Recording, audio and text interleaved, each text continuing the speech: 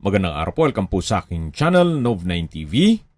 Patalasasan po, meron po ba kayong mga properties na napapabayaan or non-performing assets?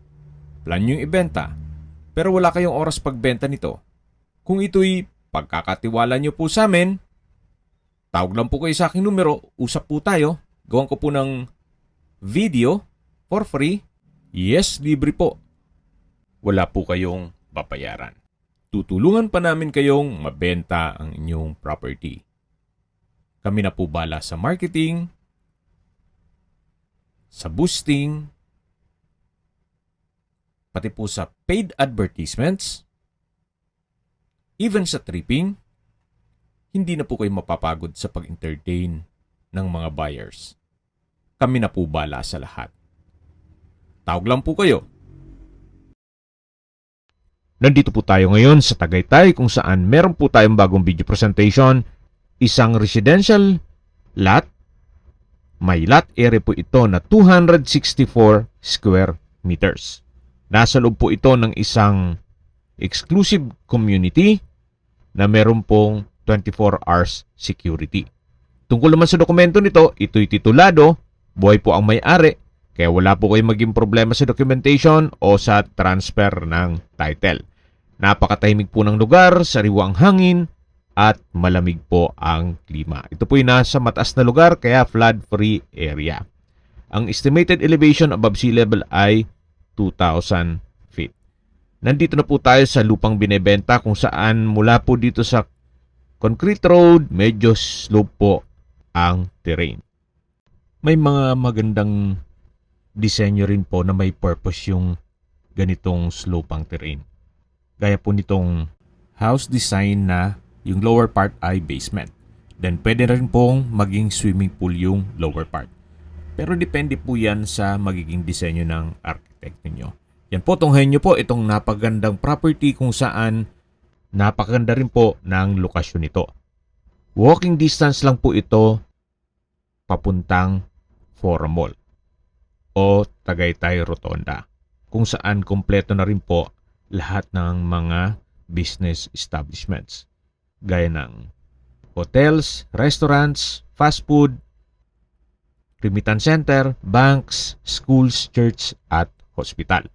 Yan po yung lagi kong binabanggit sa inyo na dapat nyo i-consider sa paghanap ng property ay yung meron pong malapit na hospital. Hindi ko naman po sinasabing sakitin kayo. Yan naman po for emergency purpose lang naman.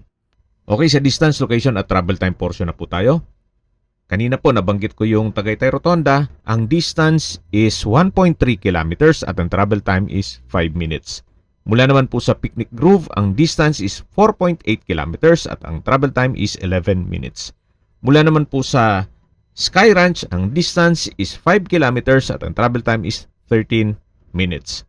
Mula naman po sa Calax, ang distance is 16.6 kilometers at ang travel time is 37 minutes. Kung manggagaling naman po sa Manila o sa airport, ang distance is 70.7 kilometers at ang travel time is 1 hour and 15 minutes. Okay, sa presyo na po tayo. Binebenta po ito ni owner sa halagang 15,500 pesos per square meter net.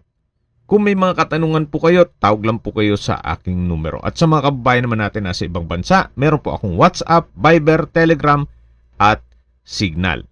Same number lang po, 0917-316-3399. Sa mga nagtatanong naman po ng aming Facebook, meron po aming Facebook page na Nov9TV at Facebook Real Video. Meron din pong TikTok at Instagram. May ibang YouTube channel po kami, the Nov9TV channel,